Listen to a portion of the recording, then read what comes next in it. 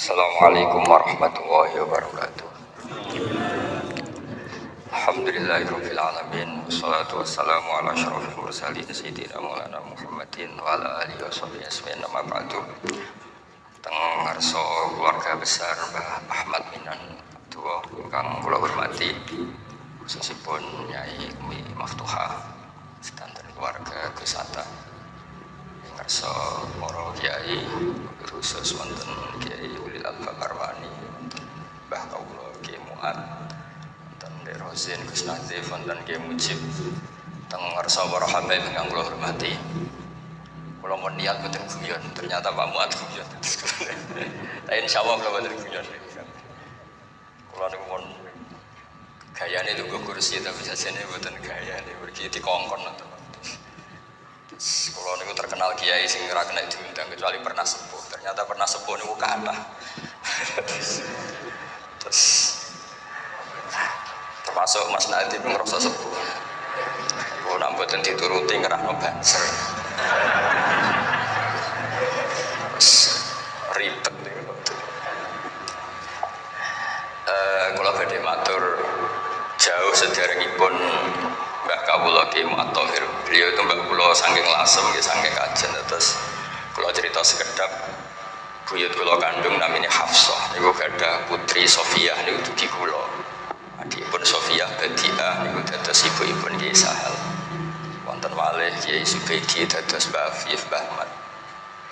Terus Hafsah niku binti Maksum bin Soleh bin Asnawi Sepuh. Nabi Sepon itu saking Mbah Jirah mriki terus Mbah Alfiyah dugi Mbah Mutamakin terus dawuh Pak Muat kula terus gadah channel tapi bate nggih mboten pati banter kula niku waris wedok dadi banter Mbah Muat tapi nek kula kliru niku pantes waris wedok nek waris lanang niku ketok ora pati pantes terus kula cerita ya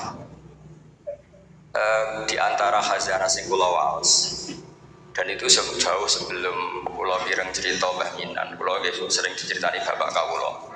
Bapak riyen badhe khatam saking buyut Subaidi, khatam teng mriki ngaos Mbah Dolah. Niku banyak ulama sing ada tradisi kados Mbah Minan. Teng kitab Ummul Barohin diterangaken Nabi Musa sawise kepanggih pangeran. Niku nak ketemu suarane tiyang kupinge ditutupi. Wong bar krungu suarane pangeran terus krungu suarane manusa aku pusing terus Mbah Minan biasa terus Quran bocah bakas panen kan pusing cerita ana corona ya pusing biasa asik mbek pangeran itu mesti istilahnya billah nyamannya dengan apa di Indonesia itu kata sing masyhur nggih Mbah Dimyati Pandeglang wonten alhamdulillah wonten Mbah Minan. Kulo gada pernah Mbah kulo namanya Mbah Nur Syams. Kanca beliau di Mekah. Itu termasuk ngriwayataken dawuh Mbah Minan. Saku iku kang wis ra urusan ambek wong wis pokoke aku ngaji disalahno wong akeh lah sementing aku ngaji Quran.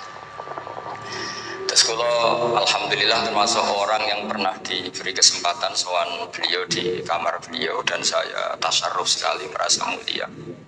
Karena khazanah itu memang ada.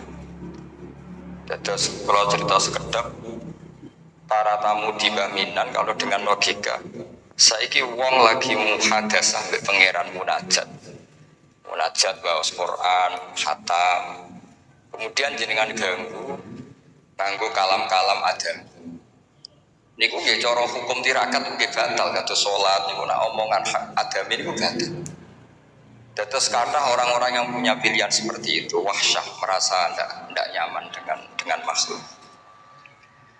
Ketika kalau bahasakan mendengar suara Tuhan itu tentu ini menjadi masalah dalam kitab tauhid karena laisa fi harfin wala sautin. Tapi ini pun jadi istilah umum hatta yasma'a kalamullah. Kalau cerita tentang Imam Syu'bah niku lam yusroh lahu firasun khomsina sana. Beliau itu enggak pernah lemean 50 tahun. Dan beliau khataman itu 24.000 kali. Bisa sampean bayang. Dan itu seringnya diwuduin wahid. Kata Sayyidina Utsman Niku khatam Quran yang badhe Isya. Niku witire namung sak rakaat. Sayyidina Utsman itu satu-satunya sahabat kalau witir namung sak rakaat. Tapi sak rakaat Sayyidina Utsman itu khatam Quran. Ya kita alhamdulillah saged niru sak rakaat. Hebat. Kalau nanti ngaos kitab Fathul Bari Syarahipun Bukhari, ada kelompok tertentu yang mengkritik kita karena sering khatam deres esok, khatam sore, atau deres esok, khatam duhur. Bahkan yang profesional semaan kadang di orang cakepan, duhur khatam, sepindah, terus macam-macam lah wong kata. Gitu sepuro pengiran. Sing jelas nak hasilnya lumayan di sepuro bojo lah. Kalau ada konco hafid itu pegawaiannya semua, lu nak cerita sampai apal deh, nak wong belah sami ini, nak wong desa sami. Lu nak cerita wong desa susah rakaruan. Tak kok itu kena opo, beda mas nak belum mas. Tak pikir beda ni pun opo nih gitu. Ternyata ke, gini boleh sih. Niku sing buatan pati top, sing top nu hatamannya be pangeran. Lah lucunya niku sama. Sing payu ning desa ning belah yo nyuwun sewu yo duwe hasil. Tapi jenenge rezeki perhitungan niku jumlahe nggih terbatas. Nek sing khataman teng kamar ngoten niku mboten terbatas, wong niku langsung hubungane mbek pangeran. Dadi sampean sering semaan mbek baminan semaan mbek pangeran, mesti keramat baminan semaan mbek pangeran. Mergo sampean kontrake kontrak basari, kontrak ijek manusa. Sik ro bedane wong belah pejabat ambek wong desa. Kanca kula sakniki mboten purun semaan gara-gara krungu debat. Niki kisah nyata. Cara sing lanang niku 50.000 zaman niku tahun 9 berapa. Cara sing wedok niku 20. Debat terus dipadakno wong macul wae mau 20.000. Pemenah iki semaan ning jero omah dadi 20 wis cukup. Gara-gara krungu debat niku terus mboten nate purun diundang nopo? Semaan. Niki cerita. Tapi ilmu yang saya dapatkan dari bapak saking Badullah, niku dewe Badullah. Kena kepengen semaan diundang wong ikhlas itu gampang nur. Wis sering deres. Jadi nak diundang wong anggap bae derese pindah tempat. Nah, tapi nak sampean ra tau ngaji khatam, jebule nak diundang semaan khatam, nak ning omah ra khataman, berarti orderan sampean. Jadi ki solusi bagi kanca-kanca hafid sing wedi dosa, nak sebutan wedi ki monggo terus mawon. Niku carane niku dia tetap teng dalam ke khataman, mungkin ada diundang, berarti khatamannya pindah tempat. Dia nak sampean ratau ning omah khataman, kok nak diundang khataman, ya berarti order. Niki mboten nyindir, niki nonton niat, cerita-cerita nonton niat. Terus Imam Fathul Bari niku cerita, ketika Rasulullah SAW dawuh iqra'u fi syahrin, ada sahabat yang pamit mau khataman tiap bulan enggak boleh, 2 minggu enggak boleh, seminggu enggak boleh. Walhasil itu dipakai alasan. Terus Nabi ngendikan iqra'u fi syahrin sampai iqra'u fi sab'in, sampai ada riwayat iqra'u fi salasin. Sudah 3 hari khatam sekali itu sudah kebanyakan, apalagi 1 hari khatam sekali. Itu kemudian dipakai kelompok tertentu untuk mengkritik tradisi NU yang 1 hari khatam. Tapi apa jawabannya Imam Fathul Bari? Apa mereka yang mengkritik itu benar-benar nyata iqra'u fi syahrin, kemudian mereka itu khatam tiap bulan? Kan enggak juga. Oke, kamu kritik enggak apa-apa dari Imam Sinten Ibnu Hajar al-Asqalani, tapi kamu juga harus baca iqra'u fi syahrin tiap bulan benar-benar apa? Khatam. Iqra'u fi sab'in. Memang benar-benar tiap 7 hari khatam. Niki ngritik sing khataman sedina, tapi ya ora khataman tiap 7 hari. Jangan bakatnya menjen ngritik. Nah, terus Imam Fathul Bari cerita, a'rafun nas, orang paling tahu tentang yang digadaki Rasulullah SAW tentu ashabu, beberapa sahabatnya. Dan ternyata Sayyidina Utsman itu setiap malam khatam. Artinya apa? Tiap hari beliau khatam. Masa Sayyidina Utsman nggak tahu hadis itu? Sayyidina Utsman tiap malam itu khatam. Imam Bukhari rawi hadal hadis yang meriwayatkan Nabi itu melarang khataman keseringan, yang meriwayatkan hadis iqra'u fi syahrin, iqra'u fi sab'in. Beliau itu tiap malam khatam Quran, dan khusus Ramadan khatam 2 kali. Betul karena order lagi. Memang benar-benar khatam. Jadi pagi khatam, indal iftar, nanti khatam lagi sampai iddah sahur. Sehingga terus mulai sanad kula dugi Mbah Dolah, dugi Mbah Arwanis Danten lewat orang tua saya, lewat guru-guru kita. Khataman tiap hari itu enggak punya akibat apa-apa. Karena itu ahwal masyayikhina, itu sudah perilaku masyaikh kita. Terus ini yang perlu saya ungkapkan. Kemudian orang-orang yang kayak Mbah Minan itu ngalami toyul wakti.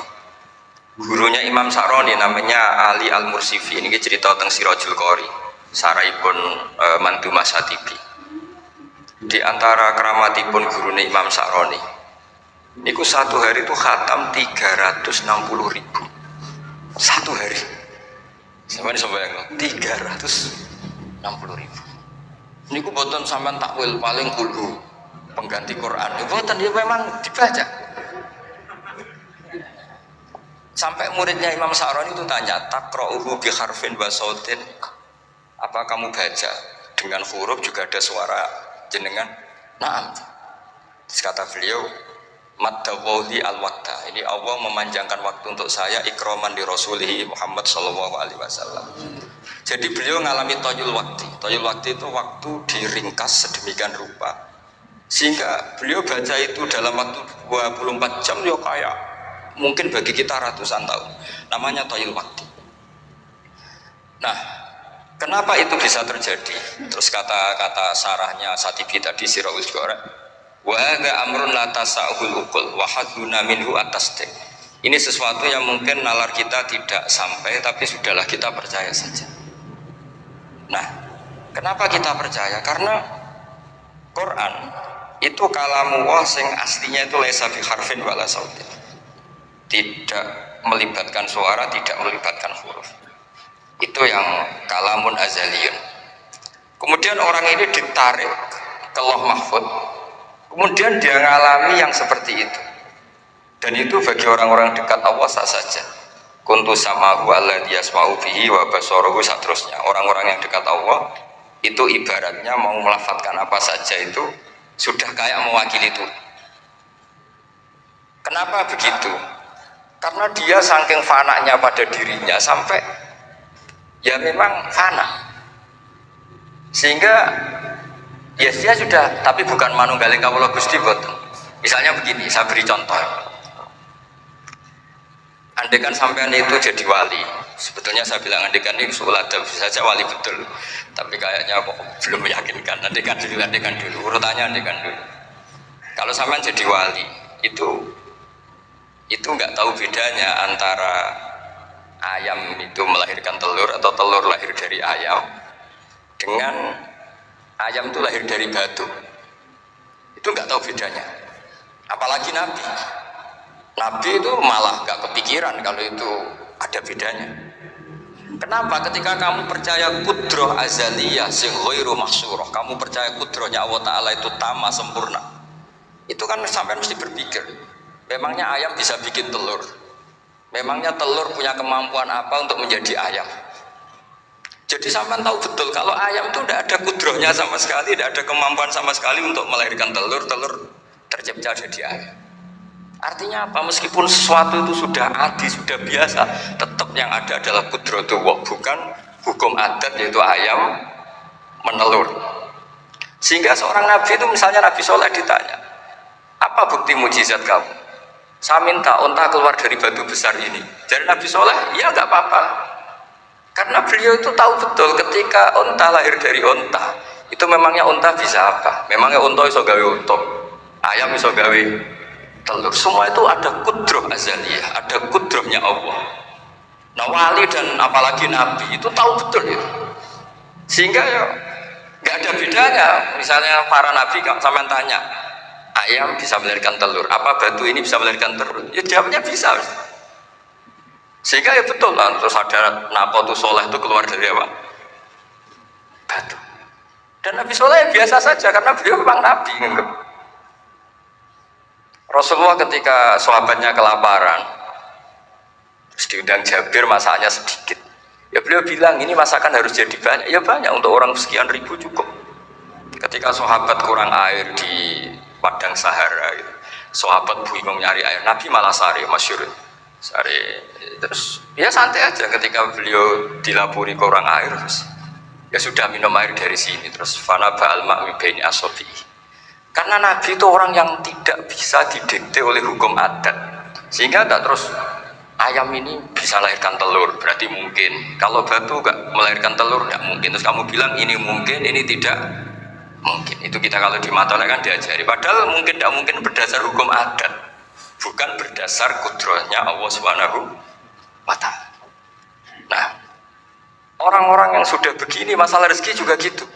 Soalnya sementing para pangeran, masuk di barno pangeran. Akhirnya sudah sementing muamalah be Allah. Makanya dulu ada cerita seorang Habib, dia nggak punya pekerjaan, terus setiap hari dia sholat, tiap pagi ngantor. Ternyata dia ke musola atau ke masjid sholat. Terus kata Habib itu, ya Allah, semua orang yang kerja engkau gaji, maka saya ya harusnya engkau gaji. Iku ya terus suge, tapi bukannya ditiru boleh. Jadi dia sampai ngantor ya orang di kantor, ya ngantor ini masjid sholat. Tapi ini nggak boleh gaya-gayaan yang sudah makomnya seperti itu. Kalau sampai nggak makomnya ribet. Tapi ini cerita ya, kalau tak belajar Quran. Sehingga para nabi itu gak kepikiran, misalnya Nabi Ibrahim itu gak kepikiran kalau api itu bisa membakar, karena beliau tahu api apa punya ikhtiar, api apa punya irodah, punya kehendak, api apa punya cara yang diinginkan api itu untuk membakar saya, kan tidak juga, dia benda mati, pasti itu tangan Allah. Sehingga ketika beliau mau dibakar ya santai aja, beliau gak tahu bedanya di sana sama di sini. Semua nabi itu begitu, makun tata dirimal kita bualal iman. Makanya semua nabi itu rata-rata umi itu ya pokoknya sudah begitu. Makanya disuruh berdoa ya nggak mau. Kata malaikat Jibril, saya Jibril untuk nolong kamu, saya tidak butuh kamu. Maksudnya kamu ngomong nanti tak sampaikan ke Allah. Allah itu sudah tahu tanpa kamu. Hasbi min su'ali ilmuhu bihamdi. Itu nabi. Nah, Rasulullah Muhammad SAW juga sama. Ketika mau perang Badar, itu kan musuhnya itu 1000 lah kira-kira gitu. Sahabat itu 300. Terkenalnya 313 sama dengan Ashabi apa itu? Tolut itu. Apa itu? Waqatala apa Dawud itu, Ashabi Dawud itu. Itu Nabi ya santai aja. Padahal itu pedang satu dipakai orang 10. Sampai bisa bayangkan perang pedangnya gentenan. Tidak bisa kan? Tapi Nabi karena diutus Allah ya jalan saja. Ya santai. Karena bagi Nabi itu nanti ada kudratullah. Betul. Ternyata perang musuhnya 1000, musuh 300, yang satu perlengkapan lengkap, yang satu gentenan pedang. Perang yus. Pasti batuk sih nyelip pedangnya kalau musuh kan yur. Gak iso bayang. Singkat cerita terus masyhur itu Nabi terus berdoa. Ya Allahumma Allahumma intuhlik hadil isobat alam tubat ba'dal yaum. Walhasil terus ada pertolongan dari Allah. Artinya Nabi nganggep ini gak penting 300 apa 100. Orang menang tuh ya karena biqudratillah. Begitu juga di perang Khandaq di. Sehingga Nabi itu pernah minta kakinya kambing. Kaki yang depan namanya dirok. Dirok itu 2 kan, namanya kaki depan itu dirok. Coba ambilkan dirok itu, ini ada tamu, diambilkan. Terus diambilkan lagi 1, diambilkan. Terus ambilkan lagi. Bukankah kambing diroknya hanya 2 ya Rasulullah? Andai kan kamu langsung ngambil, pasti tetap jumlah itu ada. Karena ketika Nabi ngendikan ini jadi konstitusi. Jadi kemana malaikat kudu melok ribet Nabi ngendikan. Ya masyhur kan Nabi khutbah, padahal pas musim kemarau nggak mungkin hujan cara hukum adat. Ya Rasulullah khutbah itu suwi-suwi niki wong bingung perkara ana udan. Pun soalnya niki bingung halakatil amal kok gak ana udan. Niku Nabi langsung ngendikan udan. Bareng udan minggu berikutnya wong kebanjiran saniki mboten rusak krana kemarau tapi krana banjir. Niku Nabi ngendikan Allahumma hawalena wala ini langsung mari. Artinya Nabi itu gak bisa didikte terus. Ini secara ilmu falak ini gak musim hujan. Lagi saya kan perhitungan, kalau istisqa sampai didelok wis musim dari istisqa. Kalau di konco kiai ahli falak, kon istisqa ora gelem. Tak takoki kena apa? Tak hitung jek suwi kesudan. Engko ora ketara ra mandine, dadi dekne ngenteni. Yo ono kiai rontok politik ngoten iki. Tangan-tangan yo bener timbang terkenal ngopos kan nurono reputasi dadi. Iya. Tapi kalau Nabi itu enggak. Nabi itu makun tata terimal kita walal iman. Karena kalau kita sudah makom itu enggak bisa didikte oleh al-ahkam al-adiyah. Nah, pitik mulai rondo, bendok dari pitik. Makanya ketika ada kitab Al-Fusulul Hamidiyah, hukum adat telah membodohkan kita lama sekali sehingga Anda tidak bisa percaya kudroh tamah. Dan ini kaitannya hormat baminan ini nanti tentang Quran. Nanti jenengan melihat mukjizat terus gampang sekali. Terus kata Imam Al-Fusulul Hamidiyah ngendikan, umpama klungsu itu biji asem. Andai kan tidak pernah terjadi klungsu itu jadi asem yang besar. Kemudian buah, kemudian macam-macam lah ditabrak truk nanti masalah tenan. Terus itu gak pernah terjadi. Terus akhbaru kamu birun, terus kamu diberi cerita orang ini kelungsu ini bisa jadi pohon besar sekali suatu saat. Kamu pasti tidak percaya. Oh ini mohal, masa barang kecil jadi besar. Berhubung sering terjadi, terus Anda bilang mungkin. Tapi pertanyaannya loh, ketika mungkin itu kamu kan nggak ikut bikin. Loh, namanya mungkin tidak mungkin kan kamu harus punya otoritas ikut bikin. Kamu kan tidak ikut bikin, kok bilang ini mungkin, yang ini tidak mungkin. Ketika itu sering jadi pohon besar, Anda pun tidak berkontribusi kan? Kontribusinya siapa coba? Allah Subhanahu wa Ta'ala. Nah di sini terus para wali itu sudah mengabaikan itu semua. Jadi ya Nabi kalau mau mi'raj ya sudah terbang saja. Kayak Syekh Abdul Qadir Jilani kalau mau tawaf ya tawaf saja. Padahal beliau di Baghdad. Imam Nawawi itu di Damaskus tiap malam tuh tawaf. Padahal penerbangan 3 jam. Karena beliau gak roh beda nih. Aduh itu parku. Mbak Mutamakin kepengen teng Mekah ya teng Mekah mawon. Kau santri haji, paspor itu ngurus. Kondo Mas Nadib kondo menang. Nunggu terus sangat. Terus sangat. Ini cerita wali buat. Artinya nah, orang-orang ahli Quran itu sudah ke makom itu. Sehingga ya coba warai, nak tengok-tengok nang omah terus rezekine piye, ya coba warai ngono kok dadi goblok malah niki pun makomnya seperti itu. Dan kita harus berlatih. Kalau kita tidak berlatih maka ilmu ini akan hilang. Ya itu tadi, terus kita didikte hukum adat seakan-akan hukum adat ini memenjarakan kita, memasung kita. Kemudian kita sampai nanti ada mukjizat. Naqatu Soleh keluar dari As-Sakhrah, dari batu besar kita janggal. Nabi Ibrahim dibakar oleh api kita apa? Janggal. Sebetulnya itu kalau pakai, makanya di Matolek di semua pondok diajarkan ada mukhal akli, ada mukhal apa? Adi. Kalau mukhal adi itu ya sebetulnya ada mukhal. Cuma secara adat itu jarang apa terjadi. Tapi kita harus mulai berpikir, dilatih. Ketika telur jadi ayam, memangnya dia punya ikhtiar kan enggak? Tetap di situ ada kudratullah. Nah kalau sama-sama kudratullah bedanya apa? Telur keluar dari ayam sama telur keluar dari batu. Kan sama-sama yang menentukan adalah Nah di sini ini latihan tauhid. Terus yang terakhir untuk sering baca Quran secara fasih, secara benar, secara apa? Ini saya cerita min haisul makna ya. Itu sesuatu itu dikembalikan pada yang punya. Saya beri contoh ya. Kalau sampai saya tanya, mic ini kan dari besi, sama ini masker dari kertas, dari kain. Ini kuat mana? Pasti sampai menjawab kuat mic, karena ini materinya dari apa? Besi. Tapi Anda salah. Artinya salah itu, ya sebenarnya cerdas tapi lagi setengah. Yang benar adalah, ya terserah jenengan kesongjinan yang megang. Bisa saja ini masker tak rencanakan, tak awetkan, tak simpen, tak museumkan.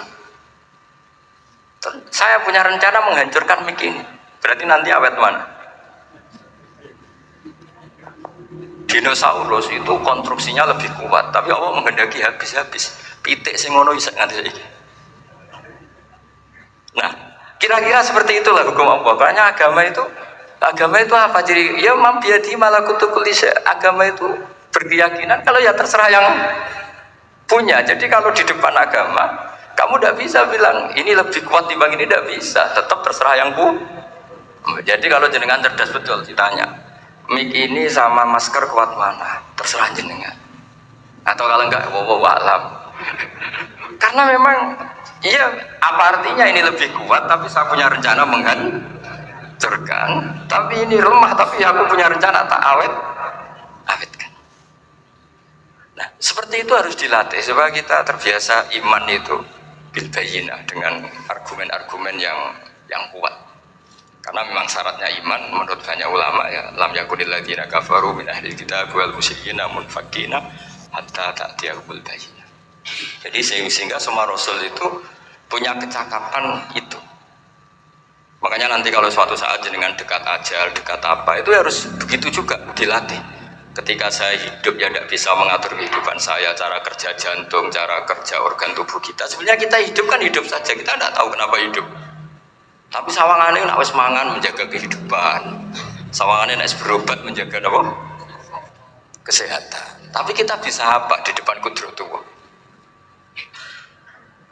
Jadi harus dilatih terus. Karena ini ngaji bagi yang ahli Quran itu sekolah suwun adat kados Mbah Minan, Mbah Dimyati, beberapa ulama yang nggak keluar kamar itu mulai dulu juga ada. Itu juga satu manhaj karena sudah asik dengan Allah maka asing mengalami wahsah dengan yang lain. Tapi juga ada ulama yang milih kumpul orang banyak sehingga manfaati orang banyak. Dan menurut saya figur-figur di kajian itu sudah sempurna larnya. Ada model Mbah Dola, Mbah Sahal, Mbah Minan sendiri tertutup, tapi Bu Umi Tuha sosialisasi qiraati kemana-mana. Sehingga ini pelajaran bagi kita bahwa pilihan dekat Allah itu variannya banyak. Yang penting ini ikhlas sambil terus belajar mendengarkan makalah-makalahnya ulama. Karena makalah ulama ini penting. Kita kalau nggak diwarai ulama itu tidak bisa cara berpikir bersanad. Saya sering didhawuhi Mbah Mun, ihdinas siratal mustaqim itu siratal ladzina an'amta 'alaihim. Kenapa tidak siratoka jalanmu ya Allah? Fa inna Allah ta'ala la ya'kul wa la yashrab wa la yanam. Allah itu tidak makan, tidak tidur, tidak apa-apa. Terus kita bisa niru apa, Pak? Tapi kalau siratal ladzina an'amta 'alaihim artinya thariqullah adalah dengan mengikuti orang-orang yang telah diberi nikmat. Jadi kita niru Badola, niru Barwani, niru orang-orang baik. Karena kita nggak bisa niru Allah. Makanya setiap Allah cerita orang kebaikan, cerita kebaikan itu pasti cerita aktor-aktornya. Ulaikal ladzina an'ama Allahu 'alaihim minan nabiyyin. Terus itu aja diceritakan keluarganya min dzurriyyati Adam wa mimman hamalna ma'an, supaya orang itu hormat sama leluhur. Saya kenapa cerita Mbah Mutamakin? Bukan tafakhur bin nasab, bahwa kita soleh begini itu barokahnya doanya orang-orang dulu. Min dzurriyyati Adam wa mimman hamalna ma'an. Masih diteruskan wa min dzurriyyati Ibrahim wa Israil. Baru soleh secara umum yang tidak perlu nasab. Wa mimman hadaina wajtabaina. Jadi Allah menghormati nasab sampai seperti itu. Sehingga rata-rata orang-orang soleh itu ya babahnya soleh. Masa turunannya sing wakaf masjid, sing kiai puluhan tahun, kalah mbek wong sing dadaan dadi kiai. Kok ketok ya ora pati fair. Ini mboten kok urusan kula fanatik nasab nggih. Tapi tetap ini bisa jadi kiai karena melok partai wa mimman hadaina wajtabaina. Tapi yo ketok yo pantes yo rada antri lah, aja kok ngarep nemen-nemen nak. Ya masa terus misalnya ora tau wakaf masjid, ora tau wakaf tanah, ngerti-ngerti kepengin mimpin. Sing masjid iku nyunatno maulid, nyunatno tiba, dekne mimpine iku ngaramno maulid kalau tiba. Ya ora ngaramno iku ge masjid dhewe, aja ning masjid iki kan. Terus Allah itu saking reganine tiang-tiang soleh dulu itu sampai ketika cerita orang baik itu pasti cerita mbah-mbahnya. Wa kana abuhuma sholihah. Ketika ada orang diperhatikan Nabi Khidir itu pertimbangannya wa kana abuhuma sholihah. Itu dalam kitabnya Said Muhammad, abuhuma itu abuhu as-sabi'. Jadi bapak yang ketujuh dari ulam ini, bukan bapaknya pas. Kayak Mbah Mutamakin sekarang sudah turunan ke berapa, tapi barokahnya sampai sekarang. Jadi selalu ada cerita itu. Makanya disebut ta'allamu ansabakum matasiluna bihi arhamakum. Kamu harus kenal nasab-nasab kamu supaya kamu bisa menyambung rahim-rahim kamu. Kemudian nasab yang gen ini khusus umatnya Rasulullah SAW, alhamdulillah ditambah nasab sebab. Jadi misalnya para habaib itu jelas mulia sekali karena dzurriyyah bad'ah min Rasulillah. Kemudian ada nasab bisabab, yaitu karena ibtidak sunnati Rasulillah atau karena ngaji atau karena ilmu. Ini disebut kullu nasabin wasababin mungqati'un yaumal qiyamah illa nasabi wasababi.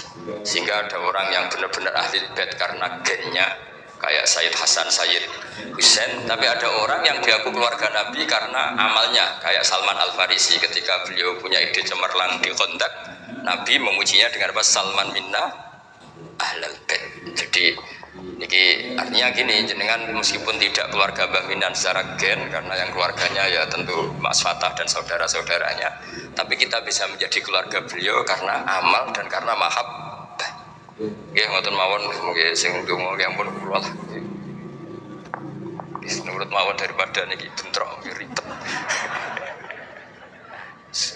Wow, nak gak nurut itu Mas Nadiem terus dikerano banser ning mun teng kanan kiri niku ribet ning wong panglima tertinggi napa?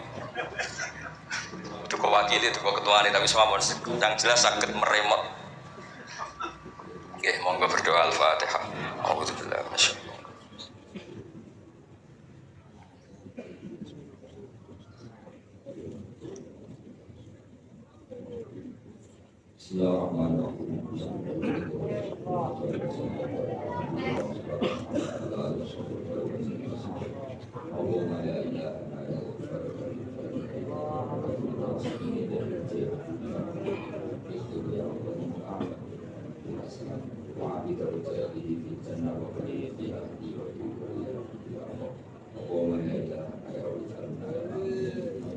Alladzina la khaufun 'alaihim wa la hum yahzanun wa kana salihun wa min ma'atihim bi khairin akhirah waj'al ya Allah himmatan al-ulya fi hadhihi al kalimat ya Allah hatta nakuna ya Allah himatan li syari'ati wa fi khidmati syari'ati al-farqa aqimna fi dhalika wa inna ala dhalika ya Allah rabbana atina fid dunya hasanah wa fil akhirati hasanah wa qina adzabannar subhana rabbika rabbil izzati amma yasifun wa salamun alal mursalin.